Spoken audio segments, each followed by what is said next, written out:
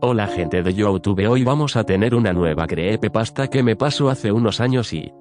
después de eso todo el mundo piensa que estoy loco. Bueno, esta es mi historia. Un día yo iba a mi casa, pero algo no estaba bien porque estaba escuchando ruidos de una casa de un niño pidiendo ayuda. Yo no fui para allá porque sabía que me podía meter en problemas, pero...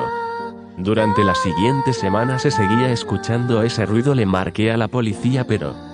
cuando entraron solo encontraron un cuerpo sin vida. Por eso piensan que estoy loco, pero un mes después fui a investigar y me caí en un hoyo y luego empecé a gritar por ayuda.